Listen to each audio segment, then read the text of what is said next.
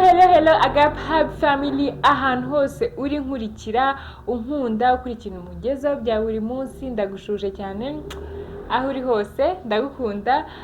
Uyu munsi ndabyutse, ntabwo ariko mbyutse none hashize nk'isaha mbyutse.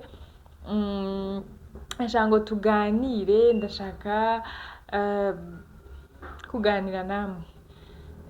Ni mu gitondo hano, imisatsi yanjye yananiye uyu munsi. Abantu bahora bampa compliment ngo I like your hair, I like your hair, ndazakira. Ariko hari igihe guys, hari igihe imisatsi ubyuka yakunaniye neza, n'ubu ngubu uyu munsi yananiye, nabuze ikintu nyikorera. Rero ntabwo nzi ukuntu ndi bube nsa muri kamera, ni mwe muri bumbwire ukuntu meze ndi gusa.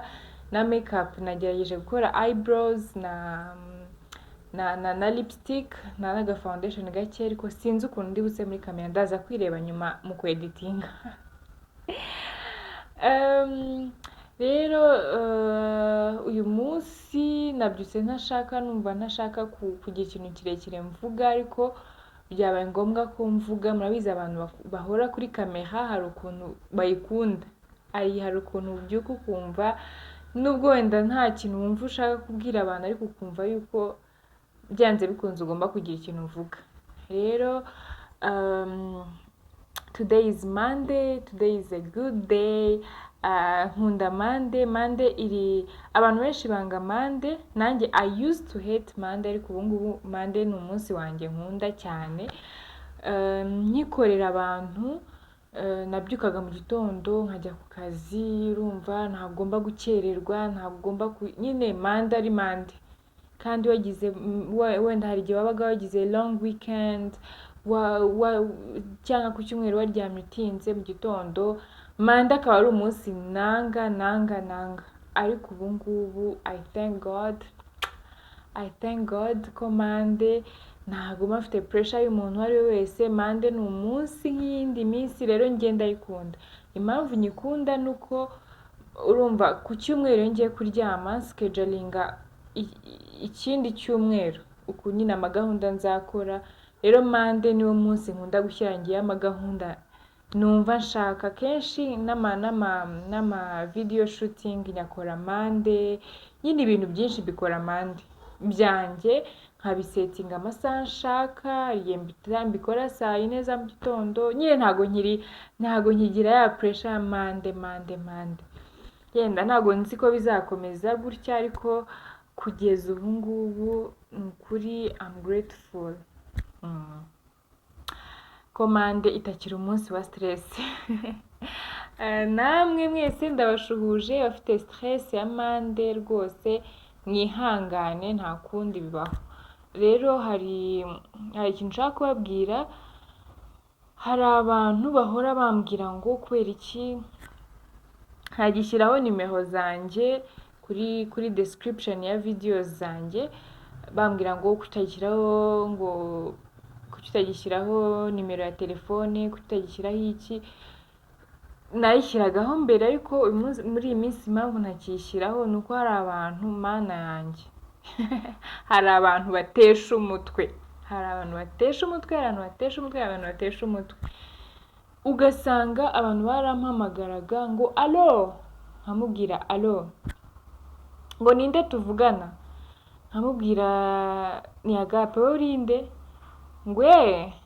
ngo Agape wa hehe ubundi? Kandi ari umpamagaye kuri nimero nashyizeho kuri YouTube. Bikwereke yuko nyine kuri YouTube hari abantu benshi, hari abantu bakubona, hari abatesha mutwe, hari abaki. Niyo mpamvu nimero yanjye nakunda kwishyiraho cyane. Ariko umuntu ubu ngubu nashyizeho ko umuntu ushaka kunyandikira azajya nyandikira kuri Instagram DM. Umva DM ndazisubiza pe, ngiye kwandika message ntabwo bijya bintera ubute, DM ndazisubiza. Na nimero ya telefone nayo ushaka kumpamagara, feel free call me, nta kibazo. Ariko niba uri umutesha mutwe, please umva, umuntu aba yifite stress ze nyinshi, ugasanga umuntu araguhamagaye ashaka gutesha umutwe, tubigabanye. Ariko ndakeka bitakiri byinshi cyane muri uyu mwaka tugezemo. Rero ikindi nashaka kubabwira, hari abantu baba bashaka kugira ibitekerezo basangiza abandi. swat ufite nk'ubuhamya runaka ushaka gutanga, ubuzima waciyemo, ikiganiro. Nanjye nababwiye ko njye nkunda umuntu w'abantu, nkunda abantu, nkunda kuganira n'abantu, nkunda kunguka inshuti nshyashya, nkunda ibitekerezo bishyashya, nkunda kuvugana n'abantu bashyashya. Rero nyine ahangaha ni ahantu hanyu. Niba uri umuntu ushaka kugira igitekerezo tugezaho, wanyandikira kuri Instagram cyangwa ugahamagara kuri nimero yanjye, ngiye kongera kuyitanga ariko abateshamutwe mumbabarire, cyangwa nzagire nimero ebyiri, imwe isanzwe yanjye n'indi y'abandi bantu, ariko naba ndi kwiha akazi kenshi. Rero abantu bashaka kugira nk'ubuhamya baza gutanga ahangaha, abantu bifuza kuganira n'abakunzi ba Agape Hub, abantu bifuza kugira ikintu batugezaho, abantu bashaka kuganira nanjye, abantu mu nkunda. Ndabizi ko nta muntu ubura abantu bamukunda, abantu bose, hari abantu baba bagukunda, hari abantu baba bakwanga, nyine that's life, niko ubuzima buba bumeze. Hari abantu bankunda, hari abantu banyanga, hari abantu bambona bati buriya se, ariko niba uri umuntu wifuza kutuganiriza, kugira ikiganiro dutanga, hari abantu benshi baba bafite ubumenyi. Njye hari nk'abantu nzi baba bafite ubumenyi bwinshi cyane, ari umuntu ufite ubwenge, ari umuntu wavuga ibintu bikubaka abantu ariko akagira ubwoba cyangwa ntitinyuke. Ahangaha ni ahantu hawe niba uri umuntu ugira isoni, cause nanjye guys hari ikintu nshaka kubabwira, buriya ngira isoni bya hatari.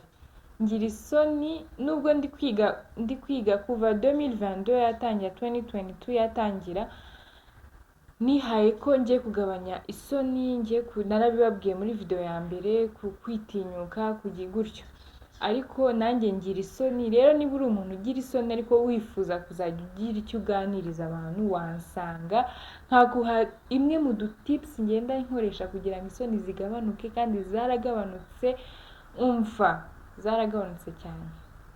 Rero mwese, you're all welcome here. Mbese anytime ushaka kunyandikira, ushaka kumpamagara, sibyo? Niyo mpamvu uyu munsi ndetse nshaka kubivuga ibi bintu. Niba uri umuntu uri umufana wa Agape Hub, nongere mbisubiremo, ukaba ushaka kugira ikintu tugezaho, yaba ubuzima bwawe, yaba ikintu kigushimisha, yaba ikintu uzi gukora ari talent runaka, yaba icyo ari cyo cyose, wanyandikira cyangwa ukampamagara ukatubwira, ukatugezaho ibintu byawe byose. Mwese karibu cyane. Ikindi kintu, abantu bakinyandikira kuri Instagram yanjye ya mbere yabaye niba yarabaye hacked, niba yarabaye gusa Instagram bayikuyeho, iyo account ntabwo ikibaho. Yandi ya Princess Agape Love ntabwo igihari. Murabona account yanjye nshyashya ariyo Agape Love, Agape Love, kuko Agape bivuga God's love, ni rukundo Imana idukunda. So Agape Love, iyo niyo new account yanjye. Nta followers benshi mfite, nyine nizaba followers nyine bo gupacapaca, ariko abamfollowinga nyine ndabashimiye. Nawe niba utaramfollowinga, go follow me kuri Agape Love on Instagram. Ngira na Facebook account, hajya kuri Facebook nitwa Agape Call, Agape Love, numva nawe nitwa Agape Love. Mbere nitwaga Agape Call, ako call ndumva narari sinibuka neza, ariko nitwa Agape Love kuri Facebook. Na Facebook ndacyayikoresha, ndanayikunda. N'iriya nimero ngiye kubaha nayo iri kuri WhatsApp, nayo wazajya unyandikira nta kibazo. Ikindi nari ngiye kubabwira, muri iyi December hari ibiganiro nshaka kubagezaho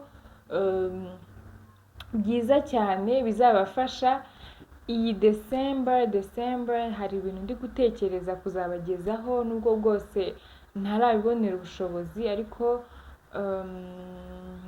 simbizi neza. Ariko iyi December hari ibintu nshaka kubagezaho. Ndashaka uyu mwaka kuwurangiza neza, kuwurangiza ibintu byose nashakaga kubagezaho mbibagejejeho. n'umwaka utaha nawo tugakomereza aho ngaho. Rero ubu turi muri November igiye kurangira, December nta kibazo. Ubwo rero niyo message nashaka kubagezaho. Ndabakunda cyane abantu bari ikintu kintangaza, nari nzi ko nkurikirwa n'abantu bari mu Rwanda gusa, ariko ndashimira cyane. Umva, I really thank you guys. Umva, I appreciate, ndabakunda pe. Abantu bose bari mu Uganda, abantu nyine ahantu hari abanyarwanda benshi barankurikira, abarundi mwese ndabashimira cyane. Iyi video nyikoze kugira ngo mbashimire, kandi abantu bashaka kunyandikira mbabwire ko bishoboka, abantu bashaka gukorana nanjye ibiganiro mbabwire ko bishoboka. Kuko hari igihe ntabwo umuntu abona buri munsi abantu bakorana ibiganiro, hari igihe umuntu aba bakeneye, hari igihe umuntu atababona nk'uko abishaka. Ariko mwese murakaza neza kuri Agape Hub. Abashyashya mukore, niba ari ubwa mbere ubonye video yanjye, subscribe, like, comment, share. Kare mbabwira ikintu, uzwi umuntu asharinze video yanjye biranshimisha pe.